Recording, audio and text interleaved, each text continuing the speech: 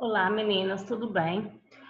Espero que todos tenham assistido e entendido a aula anterior sobre o processo saúde e doença, certo? A aula de hoje é uma continuação. A primeira aula, a gente viu mais conceitos, como se chegou a esse conceito de saúde e de doença, o que é o papel do governo nesse processo saúde e doença, como o governo interfere, o que foi que o governo fez para definir metas e ações.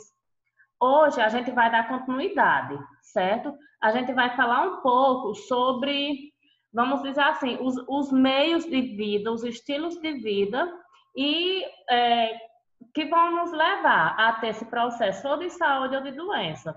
A gente vai falar de saneamento básico, a gente vai falar de alimentação, a gente vai falar de atividades físicas, ou seja, coisas que dependem do governo para que a gente tenha a saúde ou a doença e outras coisas que dependem de nós, das nossas atitudes para que a gente venha a desenvolver ou a saúde ou a doença, tá bom?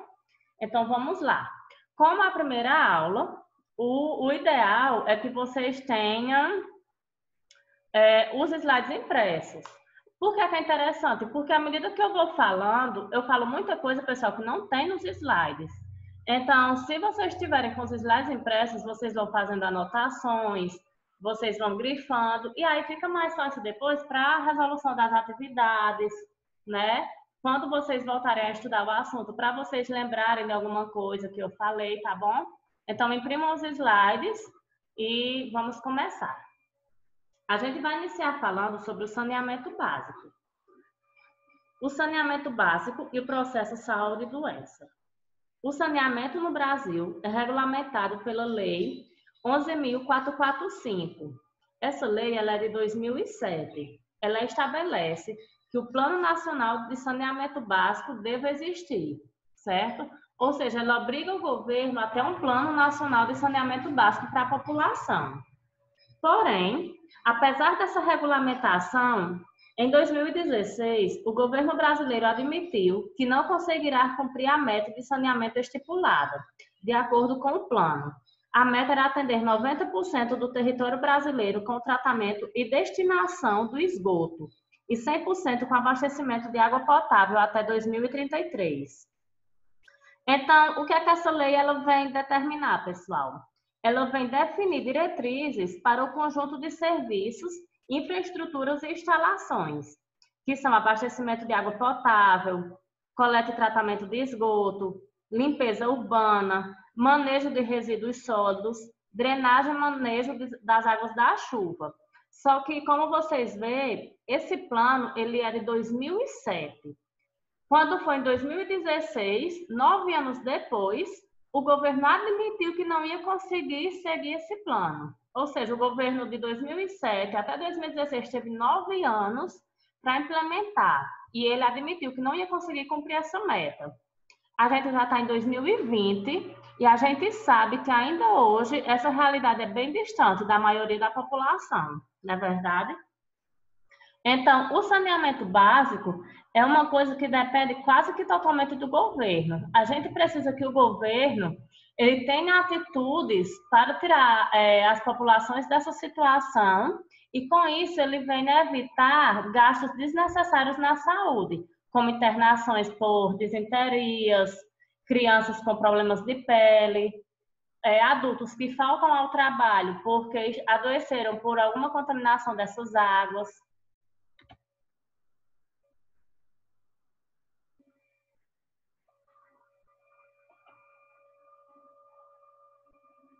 O computador travou aqui, pessoal.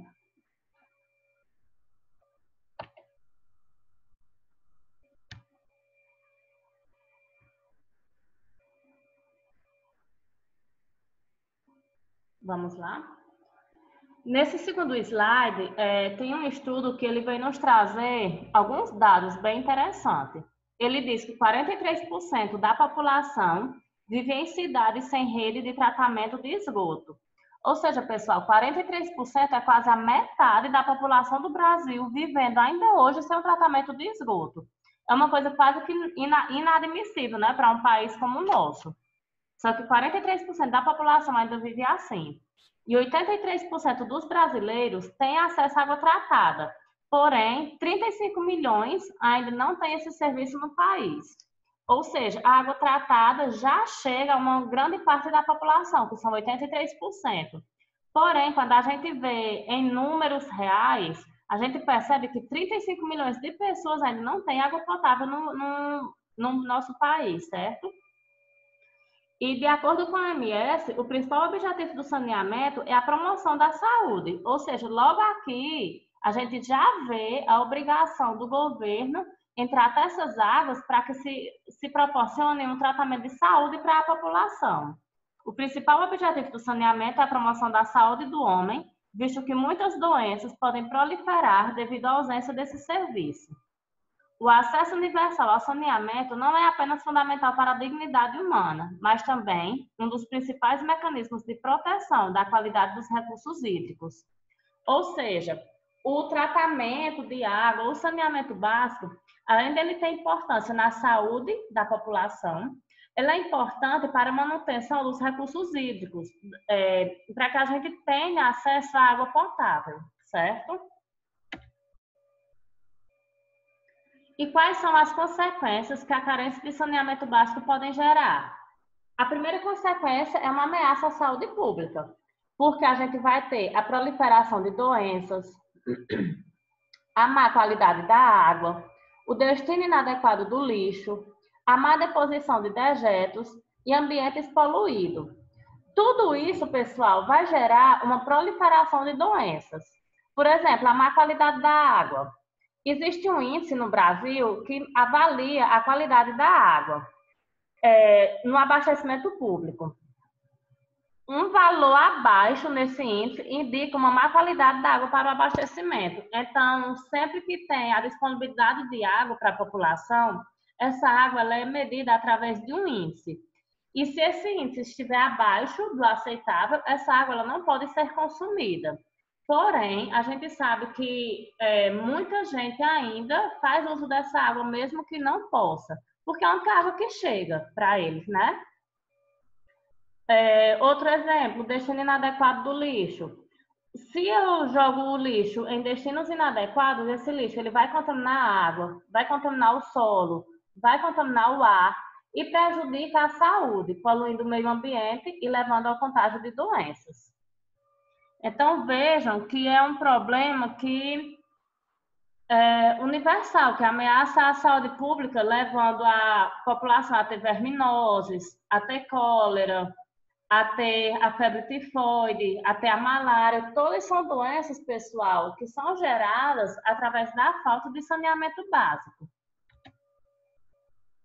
As doenças com maiores incidências devido à exposição a esses ambientes são leptospirose, disenteria bacteriana, esquizostomose, febre tifoide, cólera, parasitoides e além do agravamento das epidemias como a dengue. A OMS revela que 88% das mortes por diarreia no mundo são causadas pelo saneamento inadequado. É um absurdo. 88% das mortes, pessoal, são causadas pela falta de saneamento básico. Olha a situação por essa foto. É impossível um saneamento básico chegar a uma população dessa, porque não tem nem estrutura para receber o saneamento básico. E em meio a isso, a gente tem crianças brincando, crianças dormindo, vidas se passando ali, né? Então, é claro que essas crianças, elas estão propensas a desenvolver esses tipos de doenças. De acordo com o Instituto Trata Brasil, além dos altos riscos envolvidos neste cenário, ele ainda representa elevados gastos em saúde pública. É claro, né? Porque se as prefeituras elas não gastam com saneamento, elas vão gastar com doenças. Em 2011, os gastos com internações por diarreia no Brasil chegou a 140 milhões de reais. A diarreia, segundo a Unicef, é a segunda maior causa de morte em crianças abaixo de 5 anos de idade. Em 2014, a Organização Mundial da Saúde afirmou que cada dólar investido em saneamento se economiza 4 dólares investido em saúde global. A informação mostra o quão atrelado está a saúde e o saneamento. Ou seja, se eu invisto $1 em saúde, eu economizo $4. Não, se eu invisto $1 em saneamento básico, eu economizo $4 em saúde. Ou seja, é uma conta básica que fecha. Porém, muitas vezes os governos eles não estão preocupados em levar uma melhoria para essa população. Eles vão deixando entre governo e sai governo, e essa população que vai sofrendo com isso tudo.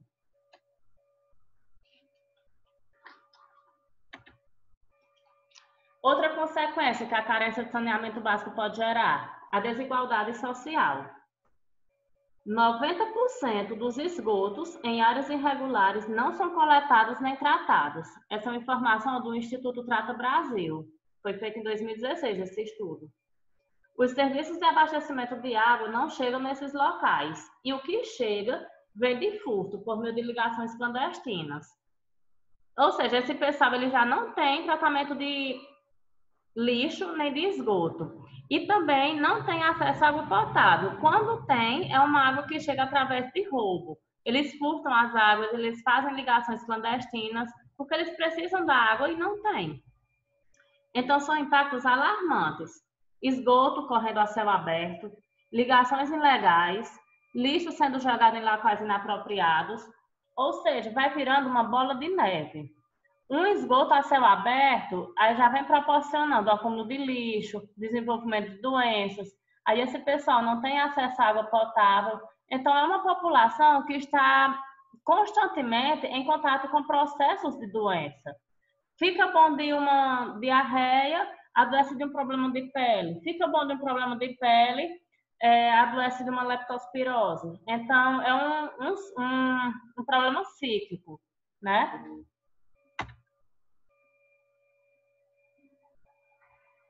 Estes são cenários que contribuem tanto para a proliferação de doenças, quanto para a desigualdade social. As habitações em áreas irregulares, os vazios urbanos e o rápido crescimento populacional dificultam o acesso aos serviços básicos. A falta de planejamento atende diversas camadas da população.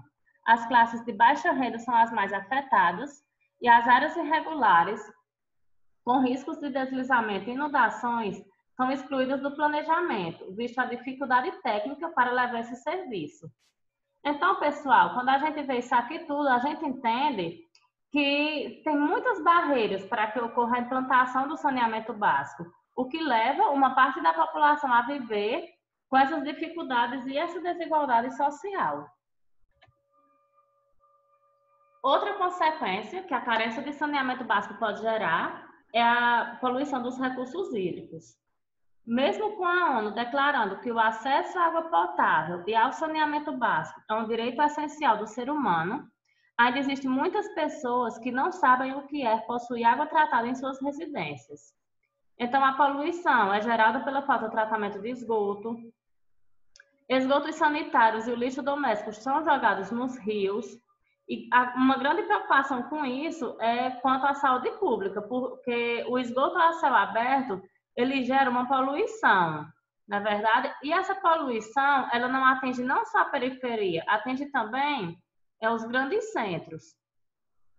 O crescimento industrial, eles também geram uma péssima, como é que eu posso dizer assim, à medida que as empresas elas vão crescendo, muitas vezes, elas vão gerando esse problema também de saúde pública, porque elas vão jogando os dejetos das empresas em rios, em ambientes que às vezes estavam limpos. Então, o crescimento industrial ele também contribui para a poluição das águas, porque muitas empresas elas burlam a legislação e lançam os seus resíduos em águas, sem nenhum tratamento.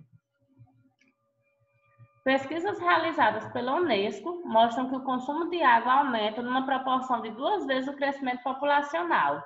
Ou seja, a população cresce, só que o consumo de água ele cresce 2 vezes mais. Então, se eu tenho um alto consumo de água e eu não tenho um tratamento dessa água, e ainda por cima eu tenho a poluição dos recursos hídricos, é uma conta que não fecha. Então, uma hora essa água vai faltar. E geralmente essa água falta primeiro para a população mais carente, é a população que mais sofre com isso tudo. Um outro problema que a gente tem é a poluição urbana. Essa poluição urbana ela também é uma consequência que a carência do saneamento básico ela pode gerar. Primeiro, a gente tem a limpeza urbana e o manejo correto de resíduos sólidos. Uma das vertentes do saneamento básico é a limpeza das ruas e o manejo correto desses resíduos. Com a presente urbanização, isso nem sempre ocorre em sua totalidade. Ou seja, muitas vezes as cidades vão crescendo tanto que as coletas de lixo não chegam a todas as ruas, aí o pessoal começa a acumular lixo em terrenos baldios, né? Aterro sanitário. O destino adequado para o lixo é o aterro sanitário. O aterro sanitário contém estrutura para o tratamento de gases e de chorume, incineração e coleta seletiva. Mas por tratar de grandes investimentos, os prefeitos, a gestão pública acaba deixando de lado essa prática, gerando péssimas consequências. Outra consequência, a destinação incorreta do lixo. O lixo ele está entre os principais problemas nos grandes centros urbanos, devido à destinação incorreta. Os lixões são grandes depósitos a céu aberto, com alta probabilidade de contaminação do solo e infestação de doenças. Além disso, as chuvas contribuem para o carregamento do lixo para as cidades e contaminam as águas. A gente tem aí fotos, né, dos lixões a céu aberto, que são grandes depósitos de lixo, e as chuvas, que contribuem para o carregamento do lixo para as cidades e para a contaminação da água. Ou seja, o lixo sem um destino correto aumenta a probabilidade de enchentes, que, por sua vez, auxiliam a lavagem das superfícies urbanas, contaminadas com diferentes componentes orgânicos e metais. Esses fatores, eles reduzem a qualidade de vida e também os valores das propriedades que estão ali perto desses lixões, né? Então, a gente tem enchentes, a gente tem um ambiente mortal. Por que um ambiente mortal? Porque é um ambiente altamente contaminado. E a gente ainda tem o problema do lixo eletrônico. Segundo a OMS, um ambiente poluído é mortal, principalmente para as crianças pequenas, pois seus órgãos e sistemas imunológicos são especialmente vulneráveis à água, ao ar e às sujeiras. O lixo eletrônico é descartado incorretamente. É muito difícil a gente ter cidades que têm a coleta desse lixo eletrônico, certo? Então, esse lixo ele teve um aumento de 19% em 2018, chegando a 50 milhões de toneladas. Os resíduos eletrônicos podem causar prejuízos à saúde, principalmente nas crianças, incluindo redução da inteligência, déficit de atenção, problemas nos pulmões e câncer. A OMS indica diversas medidas para impedir que problemas ambientais afetem a saúde, tais como investimento em saneamento, higiene nas escolas e políticas de planejamento urbano. A gente está numa era hoje, pessoal, de doenças que a gente não via antigamente, né? Antes a gente não via essa história de criança com déficit de atenção, crianças com transtornos, com TDAH, crianças com autismo, e hoje isso é muito comum.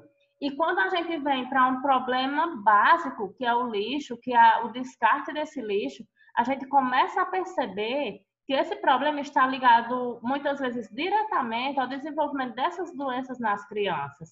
Para vocês verem como um problema pode acarretar um outro muito maior, né?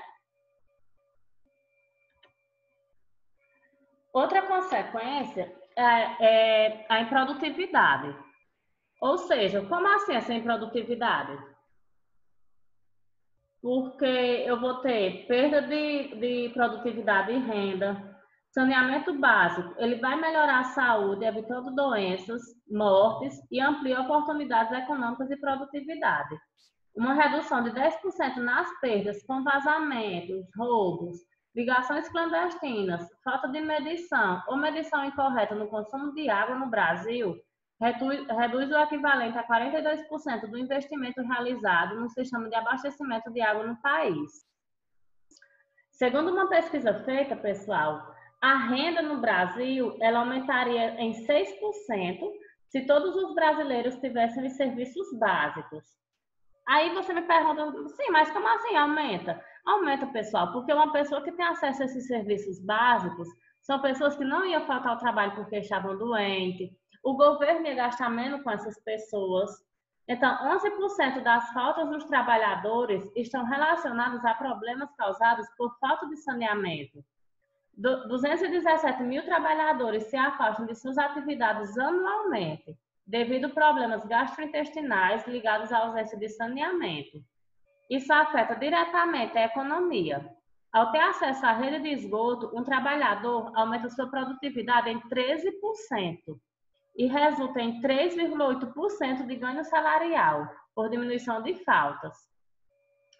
Outro ponto também é que as crianças não ficam de fora das estatísticas, porque os estudos mostram que o saneamento também melhora o rendimento escolar das crianças, porque diminui a falta delas, por motivos de, muitas vezes, internações. Já que essas crianças elas não estão doentes, não são internadas, elas não vão faltar à escola.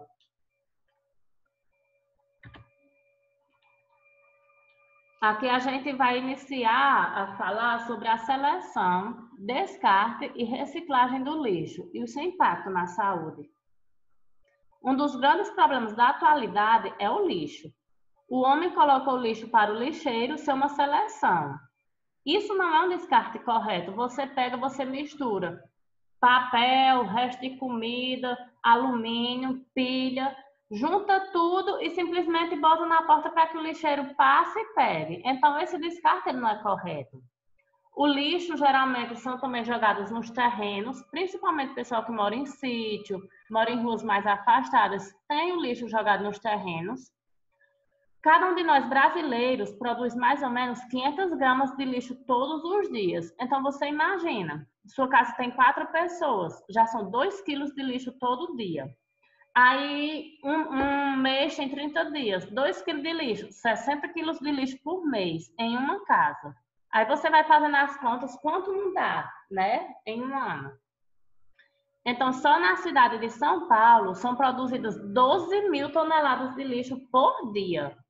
E para resolver esse problema, a reciclagem, pessoal, é uma grande ideia.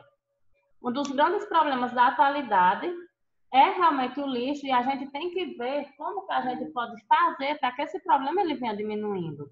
Porque simplesmente pegar o lixo e colocar para o lixeiro não é uma resolução. Para a prevenção do meio ambiente, o lixo deve ser considerado uma questão de toda a sociedade e não um problema individual.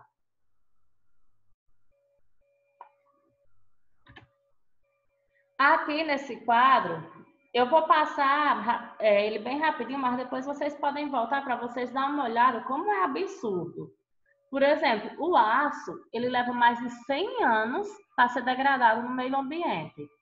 E mesmo assim, muitas vezes, quando esses materiais eles são degradados, eles ainda liberam partículas que nos prejudicam.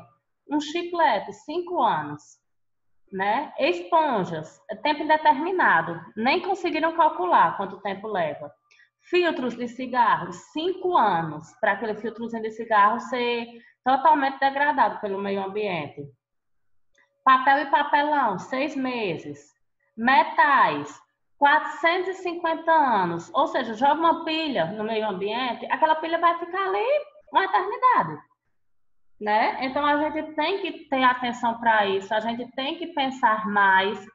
E quando a gente olha para um quadro desse, a gente se pega a pensar em a cuidar não só de nós, mas para gerações que a gente nem imagina que virão, porque coisa de 500 anos, passa 50 anos, gente, é muito tempo. E se esse lixo fosse se acumulando, chega um tempo que não tem mais jeito de voltar atrás e conseguir retomar.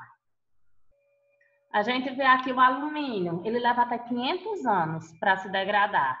Muitas vezes a panela amassou, tá velho, joga fora, simplesmente bota lá, o lixeiro pega, leva para um lixão e fica lá, 500 anos para se decompor, né? Então, uma coisa muito importante, pessoal, é a gente fazer uma seleção e é importante que a cidade ela tenha uma coleta seletiva. Então, a gente vai organizar Os resíduos coletados, eles são classificados de acordo com sua origem. Os resíduos orgânicos são separados dos materiais recicláveis. Os materiais hospitalares e radioativos também são separados. E o lixo, eles são colocados em coletores com diferentes divisões, ou então com cores diferentes para cada tipo de material ou embalagem. A coleta seletiva ela é um mecanismo que recolhe os resíduos, os quais são classificados de acordo com sua origem e depositados em tambores indicados por cores. Ou seja, eles podem ser resíduos orgânicos ou materiais recicláveis, como papel, plástico, vidro, que mais? Papel, plástico, vidro, madeira, dentre outros. Além deles, materiais hospitalares e radioativos, como a gente viu na nossa aula lá de radiologia, também tem um destino diferente. Então, nem pensar em pegar nenhum desses materiais e simplesmente descartar no meio ambiente, certo? É importante fazer essa seleção. Agora, sim, o grande problema é, muitas vezes a gente faz a seleção em nossa casa, mas a cidade, ela não tem o tratamento correto, a coleta seletiva. Então, você bota cada um em um saquinho diferente, em um tambor diferente. Só que na hora que o lixeiro chega, ele junta tudo e joga dentro do caminhão. Então, é um problema que nós resolvemos na nossa casa, mas as prefeituras precisam resolver também, para que seja um trabalho de todo mundo. Aqui a gente vê os códigos e as cores para os diferentes tipos de resíduos na coleta seletiva. Segundo o CONAMA, que é o Conselho Nacional do Meio Ambiente, foi estabelecido um código de cores para os diferentes tipos de resíduos na coleta seletiva. Assim, no padrão das cores dos tambores, os materiais que cada um deles irão receber.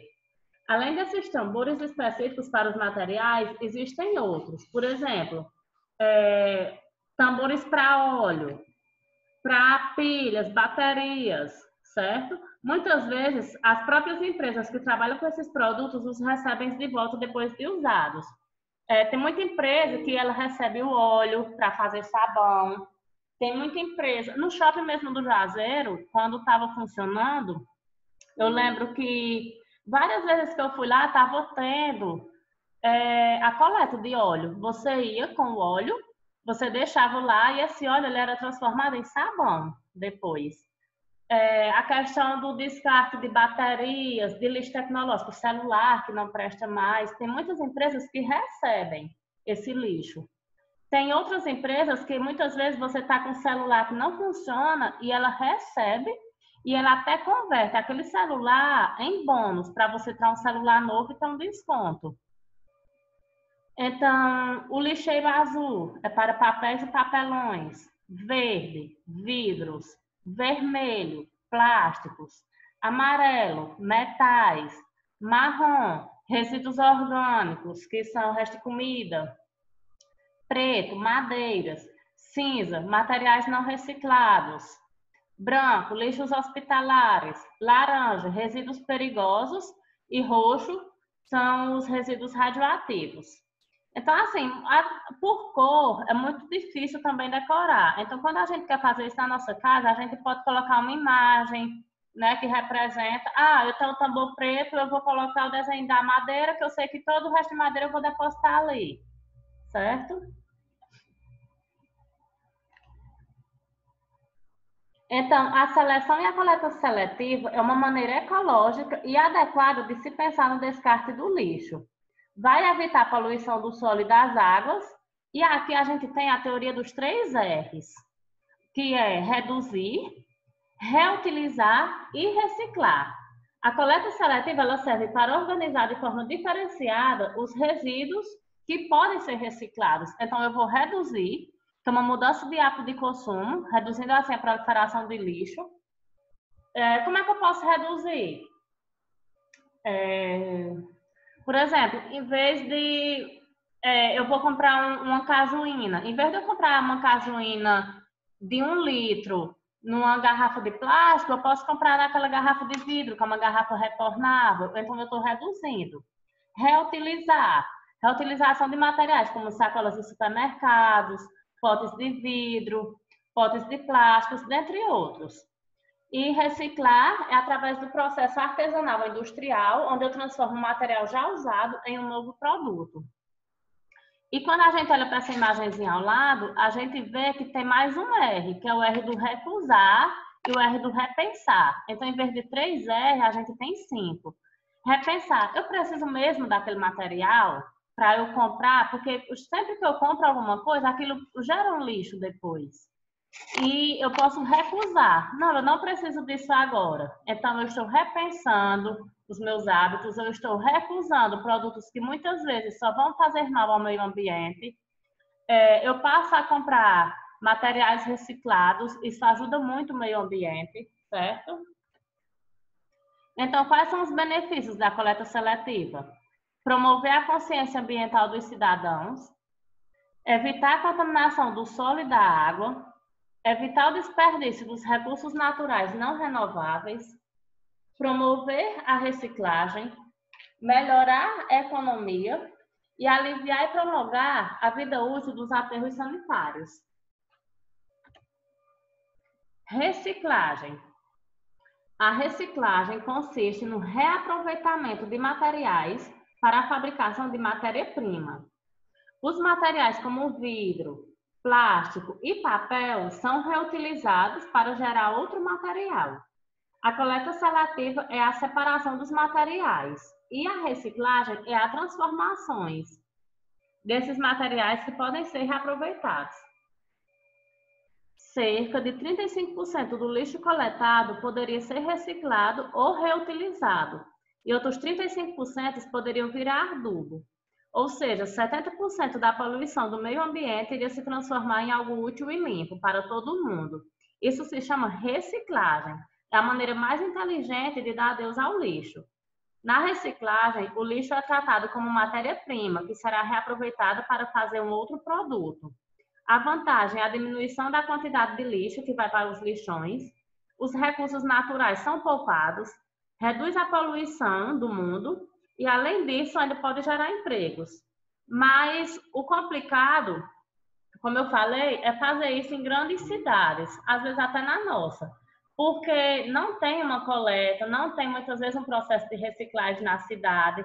Então, a gente faz a nossa parte em casa, mas não consegue concluir esse processo, não é isso? Então, aqui eu tenho algumas dicas de reciclagem. A gente vai reciclar o vidro, quer dizer, a gente não, né? A gente vai separar para que empresas façam a reciclagem do vidro, ser econômico, tentar preciclar, que é reciclar várias vezes. Roupas usadas, elas podem ser dadas a outras pessoas ou a bazares de caridade, brinquedos velhos, livros e jogos que não quer mais, pode ser aproveitado por outros, ou seja, reduzir, reutilizar e reciclar é a palavra do momento. Pronto, agora a gente vai falar de um outro ponto, que é a alimentação e a saúde. Para que o ser humano ele cresça de forma saudável, é necessário uma alimentação nutritiva e variada. Os alimentos que são considerados fontes de energia, eles auxiliam em ações que nosso corpo realiza, como estudar, trabalhar, brincar e principalmente praticar exercícios físicos. Para adquirir uma boa saúde é fundamental alimentar-se em períodos curtos de 3 em 3 horas, no máximo, comer alimentos frescos, naturais e variados, ao ingerir alimentos crus, lavá-los muito bem, conservar os alimentos em local fresco e limpo e mastigar bem os alimentos.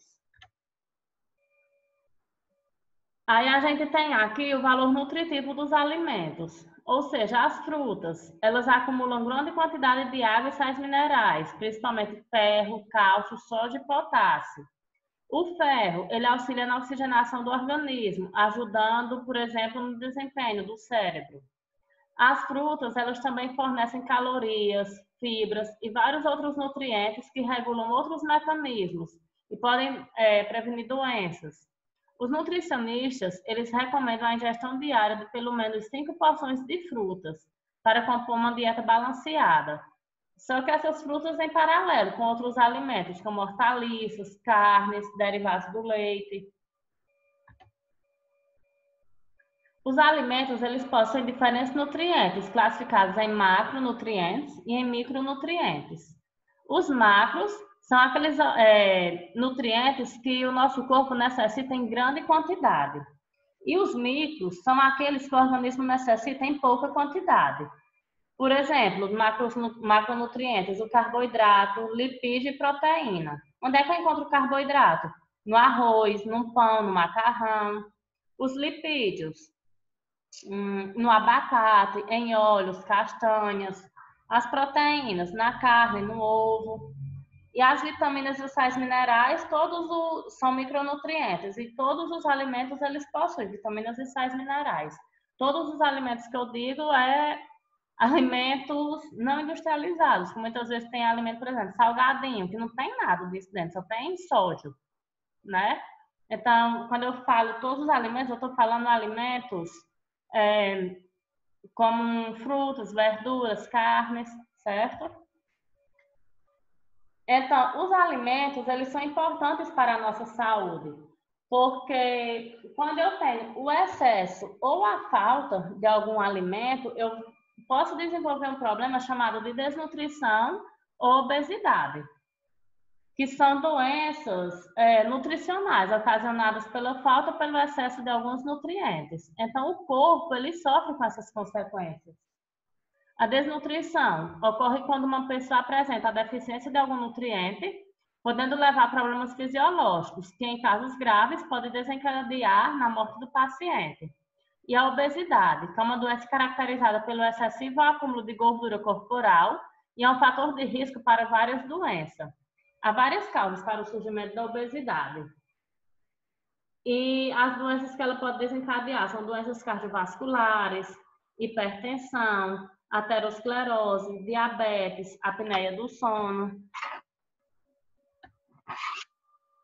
Então, como é que eu faço para que eu tenha uma alimentação e uma vida saudável? De acordo com o Ministério da Saúde, existem 10 passos que devem ser seguidos para uma alimentação saudável. Fazer pelo menos 3 refeições e 2 lanches saudáveis por dia.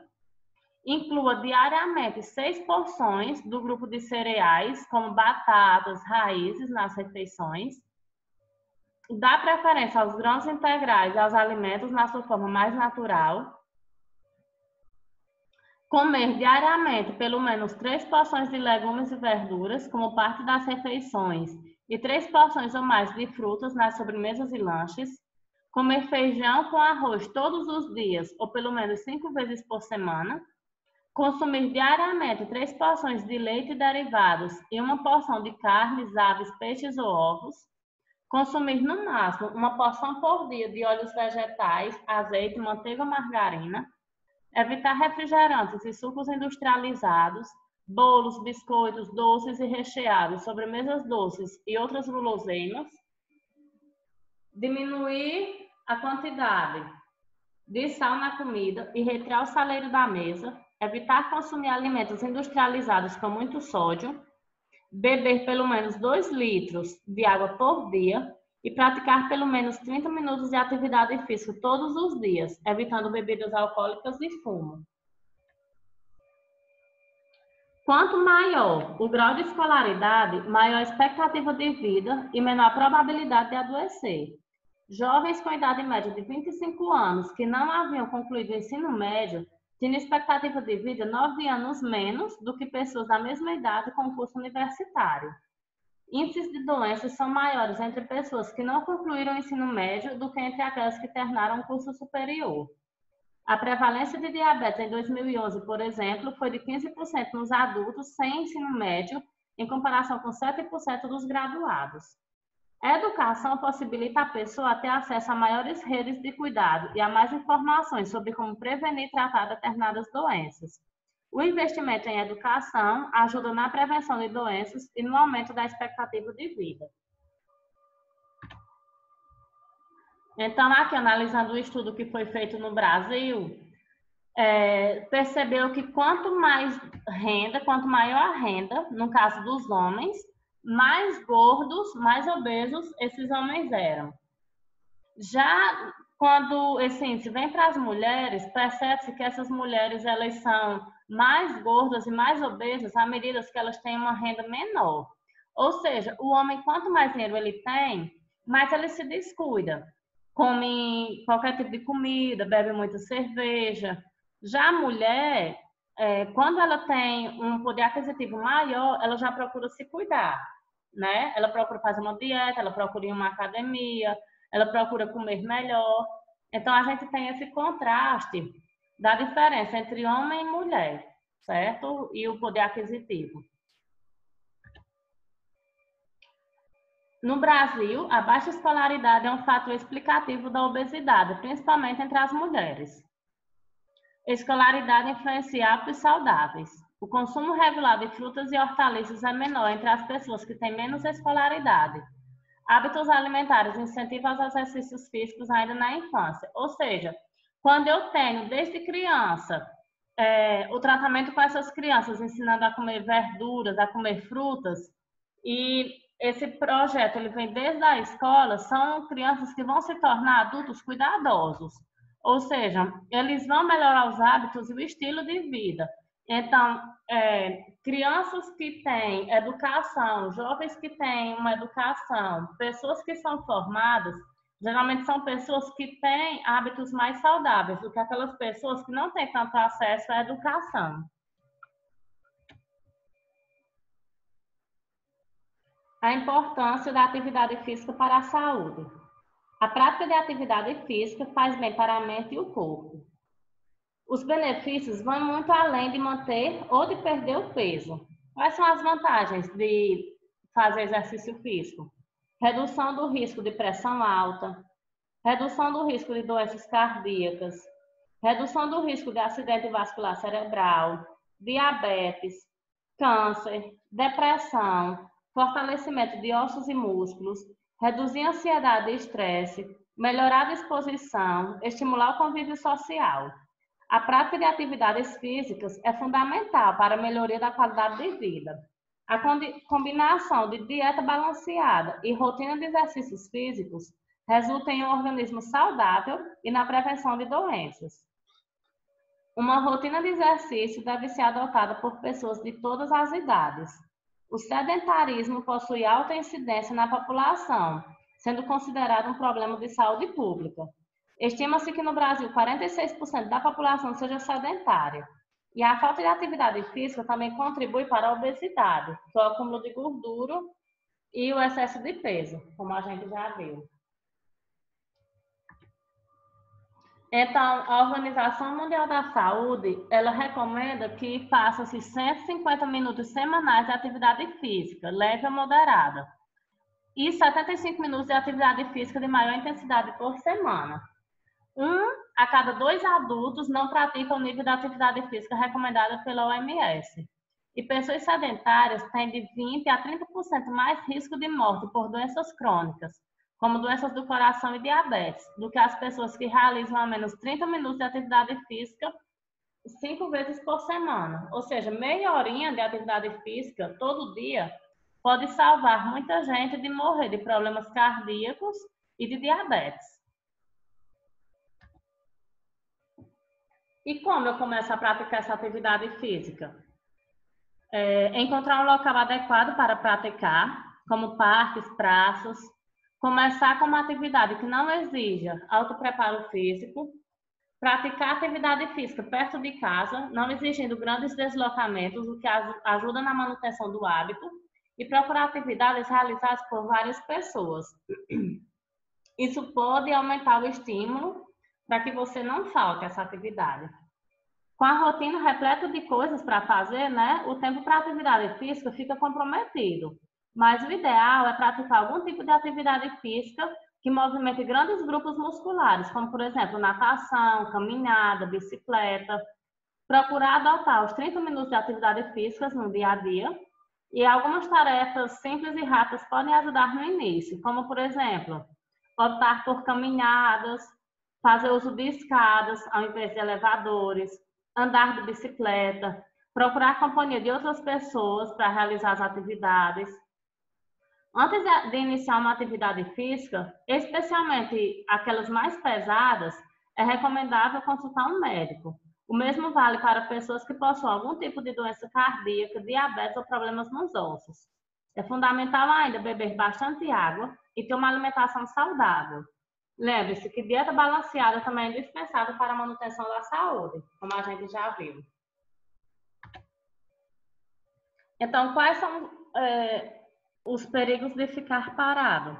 Com base em estudos, o Ministério da Saúde do Brasil indica que poderiam ser evitadas 260 mil mortes ao ano devido ao câncer e doenças cardíacas, caso a população brasileira adotasse o hábito de praticar 30 minutos de atividade física por 5 dias na semana e através de uma alimentação saudável. Então, se eu fico parado, o cérebro, ocorre o desânimo, preguiça, letargia, aumento de risco de depressão e demência senil. No coração, aumento do risco de doenças cardíacas e problemas circulatórios. Pulmões, redução da capacidade física e pulmonar. Ossos e articulações ficam mais fracos e sujeitos a fraturas. Músculos ficam mais atrofiados. E o metabolismo acelera o envelhecimento celular, reduz a imunidade, aumenta o risco de diabetes, aumenta o índice de gordura no corpo, aumenta o colesterol e aumenta o risco de ter câncer. Então, quando eu faço atividade física, eu estou promovendo saúde, na verdade, eu estou impedindo que várias partes do meu corpo colapsem.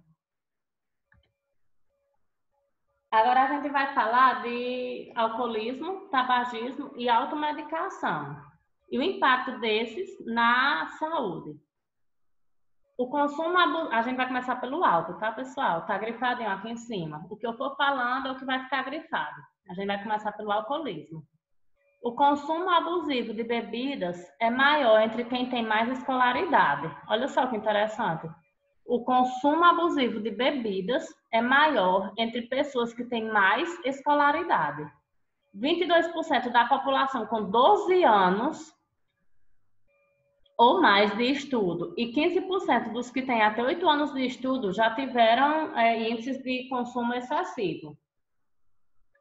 O que é um consumo abusivo? É quando eu tenho a ingestão de 5 doses ou mais entre os homens e 4 doses ou mais entre mulheres no período de 30 dias. Então, quando a gente para pensar, é assustador, porque é considerado consumo abusivo 5 doses em 30 dias. Se você tomar uma cerveja todo final de semana, você já entrou no índice de consumo abusivo, né? O alcoolismo é uma doença crônica, com aspectos comportamentais e socioeconômicos caracterizados pelo consumo compulsivo de álcool. O usuário ele se torna progressivamente tolerante. A intoxicação ela é produzida pela droga e desenvolve sinais e sintomas de abstinência quando ela é retirada. Entre os homens com 12 anos ou mais de estudo, está o maior percentual dos que dirigem após o consumo de qualquer quantidade de bebida alcoólica. Ou seja, além de ser uma doença, ainda causa o risco de acidentes, né? O consumo abusivo de bebida ocorre principalmente na faixa etária de 25 a 34 anos. 24% da população com 18 anos ou mais consome bebida alcoólica uma vez ou mais por semana. E entre homens, a frequência é quase 3 vezes maior do que entre as mulheres. O alcoolismo ela é considerado como uma droga de fundo. Como assim? Há um consumo altíssimo de 2 drogas lícitas, concomitante ao consumo do crack, que é o álcool e o tabaco. Ou seja, como é que é uma droga de fundo? Toda pessoa que consome uma outra droga, ela geralmente consome o álcool. Então, o álcool ele é tido como uma droga que leva a todas as outras. Qualquer droga que a pessoa venha fazer uso, ela está concomitante ao álcool, certo? A princípio, toda e qualquer droga se sobrepõe ao álcool, substância psicoativa mais consumida em todo o mundo e corresponde à mais elevada carga de doença. Ou seja, óbitos, doenças, perda de capacidade de realizar tarefas cotidianas. Os usuários de drogas consomem álcool e esse alto uso se dá pelo baixo custo e pela disponibilidade. Porque você sabe que toda esquina vende uma dose de cana, uma cerveja, né? Vende álcool. Então, é uma droga que ela tem um fácil acesso e ela ainda está ligada, vamos dizer assim, a um alto índice de popularidade. Você vê que as propagandas relacionadas às cervejas, às bebidas alcoólicas, são com mulheres bonitas, são com pessoas festejando. Então, leva a população a entender, principalmente os jovens, que se fizer consumo, eles vão ter aquilo tudo, né? Então, é uma droga que ela ainda está escondida atrás desses conceitos, atrás de propagandas bonitas, atrás de outras drogas, só que ela está presente em pessoas desde muito jovens e se tornando dependentes. Então, quais são as doenças e os impactos que o alcoolismo pode trazer? A média de idade do consumo de álcool é de 18 anos para homens e 20 anos para mulheres. O consumo de álcool inicia-se em geral na adolescência e tem efeitos sobre habilidades psicomotoras. Ainda pode desenvolver depressão, ansiedade, câncer de fígado, câncer de boca, síndrome do alcoolismo fetal, que é quando a mulher ingere bebida alcoólica estando grávida, suicídio, violência e acidentes. Ou seja, uma única droga, ela envolve muitos outros fatores.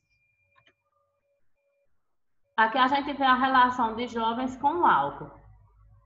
A média de idade do consumo de álcool é de 18 anos para homens e 20% para mulher, como eu coloquei no slide anterior. 55% dos alunos do 9º ano já fizeram uso de bebida alcoólica. Gente, é uma criança. 9º ano é uma criança. Embriaguez acontece com 21% dos estudantes de 3 a 17 anos. Ou seja, mais da metade da população das crianças no 9º ano já usaram bebida alcoólica. E 21% dos estudantes de 3 a 17 anos já se embriagaram com álcool. Agora a gente vai falar alcoolismo. A mistura letal que é, né? A ingestão de bebidas alcoólicas antecede ao consumo de outras drogas, como eu já vinha falando antes. A mistura álcool e cocaína pode levar a resultados imprevisíveis e muito danosos à saúde, porque quando eu misturo o álcool com a cocaína, eu tenho a formação do cocaetileno. Uma visão mais abrangente mostra que a ingestão de bebida alcoólica antecede ao consumo de outras drogas, como a cocaína, por exemplo. Os impactos da mistura álcool e cocaína podem levar a resultados imprevisíveis e muito danosos à saúde. O efeito conjunto de diferentes drogas é por vezes imprevisível, porque é muito difícil, algumas vezes, até impossível, determinar doses e composição, com mínimo de precisão. E os efeitos podem se somar de diferentes formas. Cocaína mais o álcool vai gerar uma substância tóxica chamada cocaetileno, que não existe naturalmente, sempre é fruto de uma metabolização conjunta do álcool e da cocaína. Aqui a gente vê o álcool versus o tabaco, né? Qual a diferença de um para o outro? O álcool, ele tem um baixo custo. Já o tabaco, ele tem um custo mais elevado. O álcool, ele é de fácil acesso. Já o tabaco, que é o cigarro, ele tem um acesso mais restrito, porque já existe uma maior fiscalização na venda dele. O álcool, não existe uma regulamentação para a venda, é deliberado, qualquer pessoa compra, qualquer pessoa, né? Às vezes tem até ambientes que tem uma plaquinha proibida para menores de 18 anos, mas se ela não consegue comprar naquele ambiente, ali no vizinho ela consegue comprar. Já o tabaco, existe uma regulamentação muito forte na propaganda, já a gente vê que as propagandas de cigarro vêm com imagens muito fortes de doenças, né? O álcool, ele tem um livre acesso, já o cigarro, o acesso é mais limitado. E o álcool, cada vez mais, a gente vê em festas de família. É muito, vamos fazer um churrasco. A primeira coisa que lembra é de comprar a cervejinha. Já o cigarro, os usuários, eles procuram se isolar. Hoje é proibido você fumar em locais que tenham aglomerações de pessoas, em locais fechados. Então, a pessoa sabe que para ela usar aquela droga, ela tem que estar só. Ela precisa se isolar. Então, o álcool ele está ganhando essa briga e ele está ganhando várias vidas, né? Várias pessoas estão se envolvendo com o álcool. Do consumo lícito a um problema de saúde pública, né? O álcool ele vem sendo. O consumo de álcool no Brasil, ele deixa em estado de alerta pesquisadores e especialistas da área de saúde, comparando, inclusive, o consumo de álcool ao de tabaco, alertando para alguns pontos, que são esses pontos que eu falei. O baixo preço, a acessibilidade, não existe uma regulamentação para a venda. E aqui a gente vai iniciar falando do tabagismo. Então, o que é tabagismo? É o ato de consumir cigarros ou outros produtos que contêm o tabaco, cuja droga ou princípio ativo é a nicotina. E é considerado uma pandemia, ou seja, é um problema generalizado que já atingiu grande parte da população. A fumaça do cigarro é misturada de aproximadamente 4.000 substâncias tóxicas diferentes. E essas substâncias, elas atuam sobre os mais diversos sistemas e órgãos. Contém mais de 60 cancerígenos, sendo as principais citadas abaixo. Por exemplo, a nicotina, que é quem causa o vício, o benzopireno, substâncias radioativas, agrotóxicos, solventes, que são cancerígenos, metais pesados, que vão causar problemas pulmonares, níquel, arsênio. Se a gente pegar essa imagem que eu trouxe, cada composto desses são compostos absurdos, pessoal, porque, por exemplo, o cádmio é um composto que a gente vê dentro das pilhas e baterias. O ácido esteárico é um ácido que está composto na cera da vela. O tolueno é um solvente da indústria. A nicotina, ela está presente no inseticida, num Baygon que a gente usa em casa. A amônia, no detergente. O butano é o gás que a gente usa, o gás de cozinha. Então, para vocês verem o que o único rolinho desse tem dentro dele, como ele é agressivo. Aí, aqui nessa imagem, a gente vê o que está bem na moda, né? Que são os cigarros eletrônicos ou vapers, né? Que é sobre o vídeo que eu até pedi, que eu queria que vocês tivessem assistido. Eu ainda vou ver se eu consigo mandar para vocês, que é o vídeo que tem na Netflix, falando desse cigarro eletrônico. É bem interessante. Porque, assim, eu vou explicar um pouquinho se vocês não conhecem esse cigarro, mas ele já está bastante na moda, já chegou no Brasil, certo? Eles não soltam fumaça, não são fedidos, não causam mau hálito e nem espalham bitucas. À primeira vista, os vapers, que é esses cigarros eletrônicos, eles são o sonho de consumo de muitos fumantes. Diferente do cigarro de papel, que queima por combustão, esse modelo eletrônico ele funciona à base de vaporização. O dispositivo contém um líquido que, ao ser aquecido, gera o vapor, que é aspirado e inalado pelo usuário. Segundo os fabricantes, são menos prejudiciais. Porém, estudos recentes contabilizam inúmeros casos de síndromes respiratórias e febre alta. Muitos países já barraram a venda do cigarro eletrônico e no Brasil a venda desse cigarro é proibida.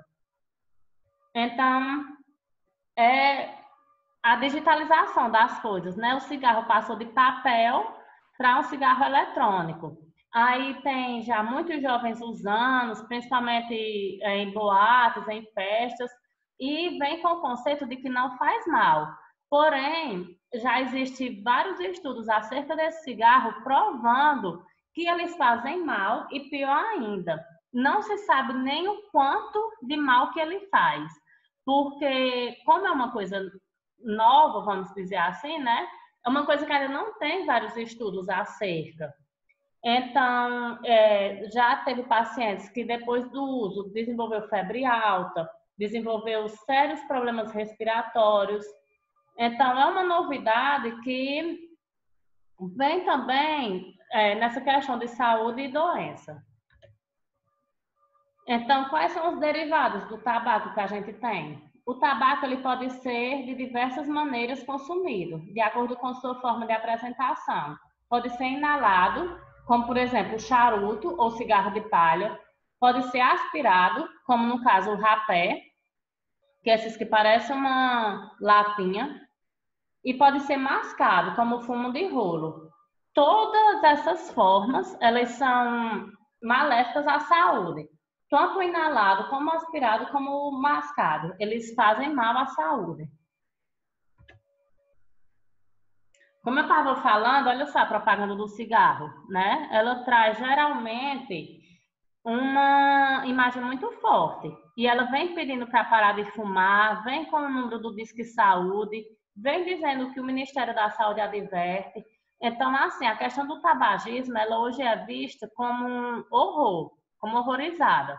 Já a questão do alcoolismo é uma questão mais liberal, né? Que a gente ainda tem muitos fatores que se mostram como se fosse positivo você fazer uso daquela bebida. Já o cigarro, não. O tabagismo causa cerca de 50 doenças diferentes, principalmente as doenças cardiovasculares, como, por exemplo, hipertensão, infarto, angina e derrame. É responsável por muitas mortes por câncer de pulmão, de boca, laringe, esôfago, estômago, pâncreas, rim e bexiga, e pelas doenças respiratórias, como bronquite crônica e o efizema pulmonar. O tabaco, ele diminui as defesas do organismo e, com isso, o fumante tende a aumentar a incidência de adquirir doenças como gripe e tuberculose. O tabaco também causa impotência sexual. Ou seja, é uma droga absurda, né? O que eles vêm causar à saúde e os danos. Aí eu te pergunto, por que fumar? Né? Olha só, aqui, pessoal, era a propaganda de cigarro antigamente. Mostrava como se o cigarro era tão legal que para você conseguir uma mulher bonita, um homem bonito, você tem que fumar. O Papai Noel fumava, vinha até fotos, imagens de crianças nas propagandas do cigarro, como se a mãe pudesse fumar perto das crianças que não causavam mal algum. Existem vários fatores que levam as pessoas a experimentar o cigarro ou outros derivados do tabaco. A maioria delas é influenciada principalmente pela publicidade do cigarro nos meios de comunicação. No caso dos jovens, ainda é pior, porque além das propagandas pelos meios de comunicação, pais, professores, ídolos e amigos também exercem uma grande influência. Antes dos 19 anos de idade, o jovem está na fase de construção de sua personalidade. Pesquisas mostram que a maioria dos adolescentes fumantes iniciou o processo de fumo justamente na faixa etária da adolescência. Isto quer dizer que o principal fator que favorece o tabagismo entre jovens é principalmente a necessidade de autoafirmação. Moda nos dicionários nos leva a pensar em música, roupa, gosto, jeito de se vestir, dança. Porém, o tabaco, ele não está incluído em nenhum destes itens. Algum tempo atrás, a publicidade manipulava psicologicamente, levando diferentes grupos, como adolescentes, mulheres, que acreditavam que o tabagismo era muito mais comum e socialmente aceito do que era na realidade. E através das demandas sociais e das fantasias do comércio, que usavam mulheres bonitas, bem vestidas, homem forte, bonito e jovens curtindo a natureza ou em festa, muito bem acompanhados, todos estes personagens fazendo uso do cigarro. Hoje, este tipo de publicidade foi proibido. Existe uma lei que restringe a propaganda de cigarro e de seus derivados. O tabagismo e a gravidez. Pessoal, nem pensar em fumar durante a gravidez, porque fumar durante a gravidez traz sérios riscos para a gestante, como também aumenta o risco de mortalidade da criança, certo? Estes riscos se devem principalmente aos efeitos do monóxido de carbono e da nicotina, que exercem efeitos sobre o feto após a absorção pelo organismo da mãe. Se eu comparar as gestantes que fumam com gestantes que não fumam, a gestante que fuma, ela apresenta mais complicações durante o parto e tem o dobro de chances de ter um bebê de menor peso e de menor comprimento. Já a gestante que fuma um único cigarro, por exemplo, a gestante fuma um único cigarro, então ela acelera em poucos minutos os batimentos cardíacos do feto, devido ao efeito da nicotina sobre o seu aparelho cardiovascular. Imagina então essa extensão de danos causados com uma mulher que fuma regularmente. Então, os riscos são aborto espontâneo, nascimento prematuro, bebê de baixo peso, morte fetal e de recém-nascido, gravidez tubária, ou seja, nas trombas, deslocamento prematuro da placenta, placenta prévia e episódios de sangramento. Aí aqui a gente vê a questão do fumante passivo. A imagem já está mostrando. Fumante passivo são aqueles que convivem com fumantes, né? São pessoas que convivem com fumantes. Geralmente essas pessoas têm mais asma, pneumonia, sinusites e alergias. O indivíduo que convive com fumantes e inala a fumaça de derivados do tabaco em ambientes fechados são os fumantes passivos. A poluição através do tabaco é a poluição decorrente da fumaça dos derivados do tabaco em ambientes fechados. E, segundo a Organização Mundial da Saúde, é a maior responsável pela poluição no ambiente. Pesquisas mostram que o tabaco e o tabagismo passivo é estimado como a terceira maior causa de morte evitável no mundo, só perdendo para o tabagismo ativo e o consumo excessivo de álcool. Para você ver, as 3 principais mortes no mundo vêm do alcoolismo, do tabagismo e do fumante passivo. Os não fumantes, mas que respiram a fumaça do tabaco, têm um risco maior de desenvolver doenças relacionadas ao tabagismo. Quanto maior o tempo em que o não fumante fica exposto à poluição tabagística ambiental, maior a chance de adoecer. As crianças, por ter uma frequência respiratória mais elevada, ou seja, por respirar mais rápido e mais vezes, são as mais atingidas, sofrendo consequências na sua saúde, como doenças de bronquite, pneumonia, asma, infecção de ouvido, tudo isso causado pela inalação da fumaça do cigarro. Aí aqui, pessoal, a gente tem dados alarmantes em relação ao tabagismo. Por exemplo, são 7 milhões de mortes por ano, 7 milhões, viu, pessoal, de mortes por ano. 900 mil são vítimas fatais do fumo passivo, ou seja, pessoas que não fumam, mas convivem com fumantes. 900 mil são vítimas desse fumo. 428 pessoas por dia morrem por causa do tabaco e 56 bilhões de reais são gastos com tratamentos médicos e perda de produtividade. Então, é um absurdo, né? Aqui, a gente tem alguns métodos para acabar com o vício. Por exemplo, a goma de mascar. São pastilhas que liberam pequenas doses de nicotina, diminuindo os sintomas da abstinência. Esses Skinpastes são pequenos adesivos que são colados à pele e liberam nicotina para também que a pessoa não tenha uma síndrome de abstinência. O spray nasal. O spray libera menos nicotina que a goma e os patches, mas chega mais rápido ao sistema circulatório. O inalante. O inalante tem a mesma forma do cigarro, o que leva o indivíduo a achar que está fumando, pois imita o gesto mão para a boca do fumante, só que com um terço da nicotina do cigarro. E o Ziban, que é um método sem nicotina. Trata-se de uma droga antidepressiva que auxilia nas crises de abstinência. Só que tem que ter cuidado, pessoal, porque qualquer um desses métodos, eles devem ser receitados e devem ser acompanhados pelo médico, certo? Um outro problema que a gente tem, que vem gerar e vem atrapalhar esse processo de doença, é a automedicação. Seja por responsabilidade própria ou por indicação, a simples ação de tomar remédio sem indicação de um médico ou de um farmacêutico pode ser bastante prejudicial, viu? A automedicação é a prática de tomar remédios por conta própria.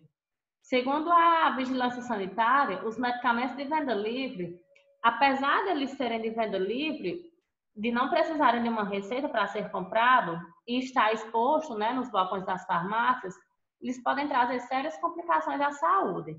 Ao contrário do que se pensa, o seu consumo não é livre, pois deve ser personalizado de acordo com a necessidade de cada indivíduo. Só que hoje, né, pessoal, com a praticidade dos sites de busca, do Google, cresceu o número de pesquisas pelos sintomas de doença. Você coloca lá dor nas costas, né? O Google lhe traz uma gama de informações sobre dor nas costas e o remédio que você deve tomar e você vai lá e compra. Então, essa automedicação acontece muito por pesquisas na internet, que hoje está se tornando um hábito cada vez mais frequente. Por conta da nossa rotina turbulenta, nós vamos adiando os cuidados com a saúde e as consultas de rotina. Então, isso contribui mais ainda para esse cenário. E pela convivência de muitas pessoas que se habituam a pesquisar online e tentam resolver todo tipo de problema. Então, a gente tem aí um dado que 76% da população brasileira faz uso de medicamentos através de indicações de família, amigos, colegas ou vizinhos, né? Ah, mulher, eu tô tomando tal coisa porque eu melhorei muito. Aí você vai lá e compra e começa a tomar também. Se automedica. O risco da automedicação é a intoxicação. Intoxicação é um conjunto de sinais e sintomas causados pela exposição a substâncias químicas nocivas ao organismo em doses excessivas. Pode causar reações alérgicas, que podem ser causadas principalmente por analgésicos, anti-inflamatórios e antitérmicos, podendo ocasionar um quadro grave no paciente. E a aceleração dos batimentos cardíacos, aumentando ou diminuindo a pressão arterial, vermelhidão, vômitos e dor abdominal. Ou seja, o medicamento que salva pode também matar, viu?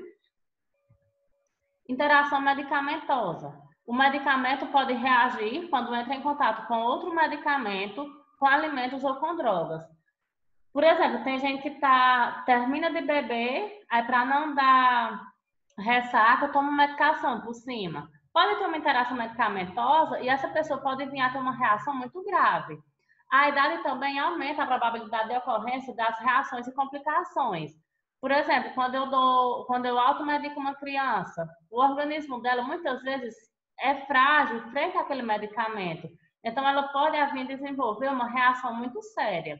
E muitas vezes em idosos também, porque a função hepática está diminuída, o intestino está com a atividade diminuída, né? Então, quando você automedica um idoso também, tem um sério risco de ter um agravamento. E um outro problema muito sério é a resistência dos micro-organismos, que acontece quando o uso exagerado de antibiótico pode aumentar essa resistência. É tanto que hoje existe uma lei para que os antibióticos só sejam vendidos com receitas. Porém, a gente sabe que ainda hoje a gente consegue comprar um antibiótico sem receita, né? É difícil, principalmente em cidade pequena, ter uma farmácia que não realize a venda desse antibiótico sem receita. Só que a gente sabe que quanto mais você toma um antibiótico sem indicação, mais aquela bactéria ela vai se tornando resistente. E muitas vezes, quando você realmente precisa fazer um tratamento, aquele remédio ele já não lhe serve mais. E você precisa passar para um remédio mais forte. Outro risco é a dependência. O dependente químico, o uso excessivo do remédio faz com que a substância possa se tornar tóxica ou venha a perder o efeito terapêutico. O paciente com dor, que ao tomar um remédio sente alívio imediato, pode se tornar dependente usando o medicamento várias vezes. Sempre que doer, ele toma o remédio. Sempre que doer, ele toma o remédio. Então, ele vai se tornar um dependente químico daquela medicação. Aí tem a síndrome de abstinência, que são indivíduos que já estão dependentes daquele remédio e quando a retirada é feita, conforme uma orientação médica, a pessoa tem uma síndrome de abstinência. É igual quando eu tiro o álcool, quando eu tiro outra droga, quando eu tiro o cigarro, a pessoa sofre uma síndrome de abstinência. E aí ela vem a precisar de um acompanhamento psicológico. Então, a proteção, evitar tomar remédios por conta própria e ler a bula dos medicamentos. Essa questão de ler a bula, existe controvérsias.